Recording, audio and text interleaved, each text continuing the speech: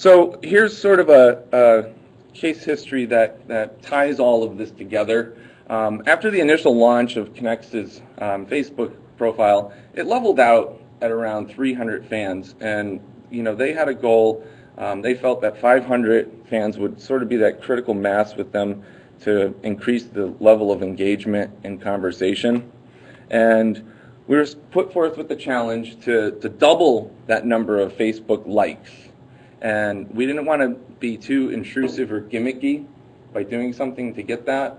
We wanted, real people that liked us for a reason. And more importantly, we wanted to stay true to the brand. So what do? Well, we developed a charitable giving campaign that would be driven through social media, and dare I say this in this room, traditional, right? And we also wanted to tie in a gift as sort of a giveaway and an incentive to a new fan. And thus, the holiday social was born. We did this for the entire month of December. And our concept was to partner with the Connecticut Food Bank on a social media driven campaign. So for every person who liked Connects, we would donate back $1 to Connecticut Food Bank. And that fits in with their brand philosophy of giving back to the community, etc. And if you think about it, $1 doesn't seem like much, but it does provide enough meals provides 3.6 meals. So Connecticut Food Bank does a lot of great work, and they stretch that dollar pretty far. So the support that we used in this initiative was social media. We did banner ads on various websites throughout that we had purchased. In-branch flyers that communicated to members that came into the branches, the Connects website, community partners, and we also did an email blast to the Connects members. The results, we more than doubled the Facebook likes. We increased the level of engagement. So now conversations were starting on their own, and whatever we initiated, it sort of developed into something further. We raised enough money to provide just over 1,100 meals for Connecticut Food Bank. We earned media coverage. We had some papers in the area write about it. And we also got reposts by other businesses and people on the campaign. So now we had people kind of taking it upon themselves to say, hey, here's something great that Connects is doing, support it, and they would provide a link to come back to us. So here's a little bit of the creative and the imagery that we used. This was the Facebook tab, and the headline here, one small click of the like button can make a big difference, and you may even win a Kindle e-reader. What's in it for me? This was the email, very similar, except it doesn't have the arrow. So the email went out to our members, and we had the in-branch flyers. This was on the Connects website. These were website banners that went on like WPLR, WEZN, various radio stations that Connects advertises with. And everything was clickable and trackable and linkable back to the Connects Facebook profile. So why be social with brands? I guess it really boils down to what's in it for me, right?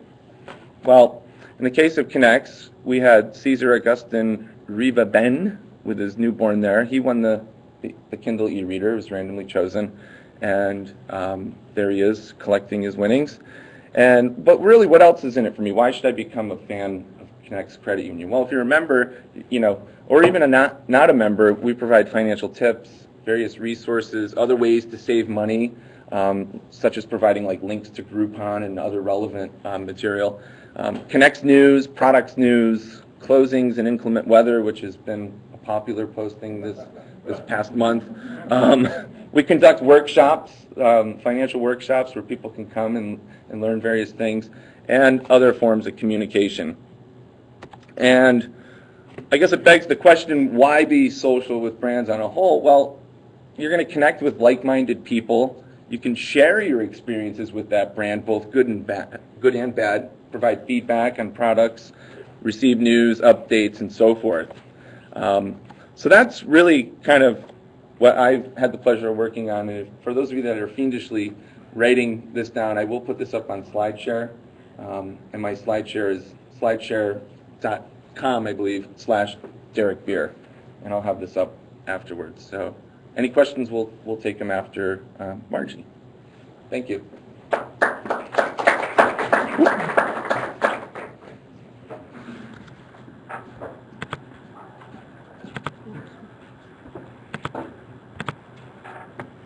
you go. Okay, so I'm going to stand on the side so you guys can see me too. I really would like a little stool. Can you guys hear me okay?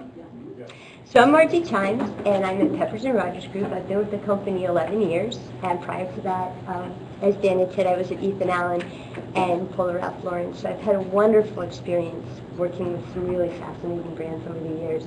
And when Dan called me and he said, you know, can you join us? This was Monday morning, and I said, well, sure, I'd love to, but I can't really say that I'm an expert in social media and branding. It's very humbling to be in a room with you guys because really no one's an expert right now. I'm happy to share my experiences and really welcome your feedback as I take you through the presentation.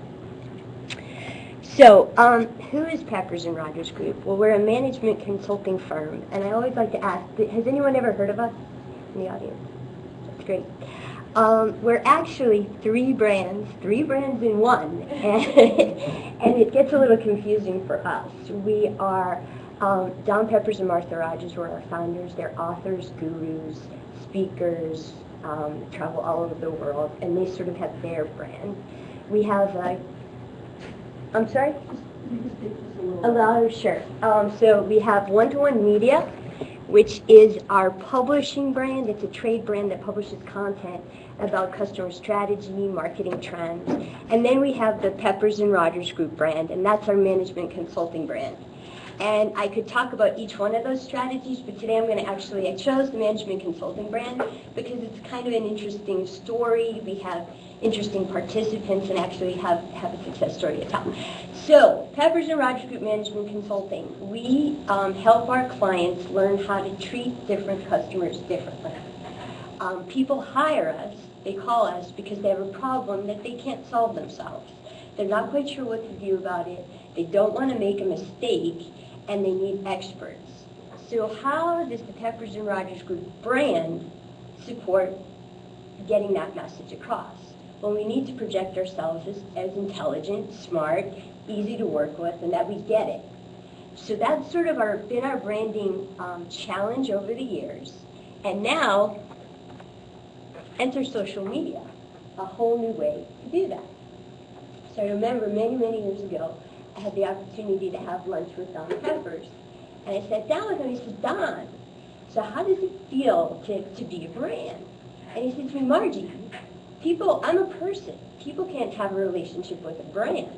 They have a relationship with a person. But through social media, you can now have relationships with the people that make up that brand. And that's what Anita was talking about so beautifully this morning. So how do you do that, though? How do you build a relationship with a person through a brand? Up until social media, we were demonstrating to the world that we were smart by publishing white papers and writing case studies and speaking at events. But we weren't engaging. We were saying, these are our ideas, we're really smart, and you should hire us. And we had some success, but now we had a whole nother way to do it.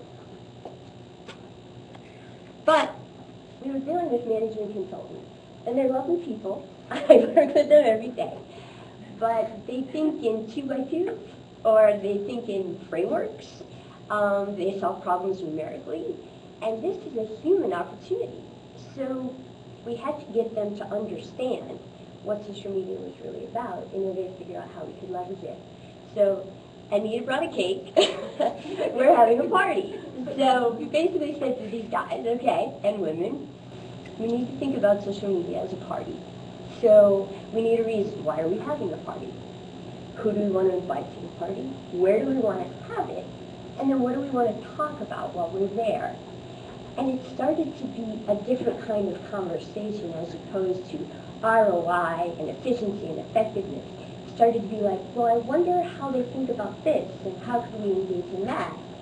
And we started to have some interesting dialogue. So it's a tool if you work with a very structured group of folks. It's a way to make the point that social is media, but it's really about building relationships. So instead of launching a campaign, I'm going to tell you a story about how we started a movement. because we were trying to really get the social piece around it. So we're a management consulting firm. We really work in the area of customer relationships, understanding who a customer is, or the value they create to the business, and then how to increase that value and build the relationships.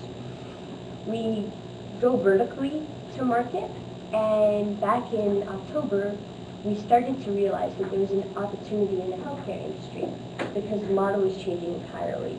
The health insurers were used to going direct to employers. The employers talked to their employees, but really the insurer had no relationship with the end user. Sorry, I'm still moving around. So they had no relationship with the end user. And they were struggling with how do we get to know our customers, our employers, employees. And we knew there was an opportunity for us to take what we do and help them, but we weren't quite sure how to do it. So we started listening to what people were talking about. I did a Google search and got alerts on, marketing in health insurance, customers interested in health insurance, and started to get a sense of what the issues were. We went to blogs, we went to communities, and started, who's even the person in the organization who's thinking about this? What are their needs? So we did a lot of listening, and then we came up with a piece of content that we wanted to put out in the market. And we have a wonderful partner, his name is Mark Ruggiano, who heads up our healthcare vertical. We sat him down and we said, okay, it's time to write a blog post. And it needs to be about the imperatives for change in healthcare. So it took him a while to do it. He had other frameworks he had to get done. He wrote the article. We posted it on our peppersandrogersgroup.com blog. And then we went and used some of the places we have relationships on LinkedIn, through Twitter. We have a couple of different places where we build relationships there, and drove some traffic to his blog post. To our surprise, people were interested. We started getting comments. And then we were very sure to make sure we had some share tools on the blog. And someone read our blog and forwarded it on to the Senior Vice President of Strategy at a healthcare insurer up in Western New York. So she didn't even know us, but a friend of hers had read something on our blog and sent it to her. She picked up the phone and called us and said, it sounds like you guys were in my head, like you know what my problem is, and the CEO is working on this, we need to figure it out. How else can we engage with you? So we had started a movement, and we were doing a couple of other activities. There was an event we were doing in New York City in December, and we invited her to it. She got to meet Mark face to face, and this is kind of an interesting point because the way he had written the blog was very personal, and it was who he was and how he thought about the problem. And then when she met him face to face, there was like this reinforcement of who this guy is, and it was very real to her. She met him, talked to him. The next week, she invited him to meet her CEO, so this is in December. We wrote a proposal, closed the deal right before Christmas, and the team's working there in January. So from October to January, that's a pretty short sales cycle in management consulting. And the reason that I think it's so telling, we found a problem, we put it in front of someone who needed help with that problem, and we weren't pushing it. She came looking for it. So we were much more effective and efficient, and that's really the power in our world of the tool. So I don't have any videos, I don't have any pictures, but here's my advice. Don't forget that social media is about people. It allows you to build relationships with human beings. It makes those relationships visible. So you need to think about, what do you look like?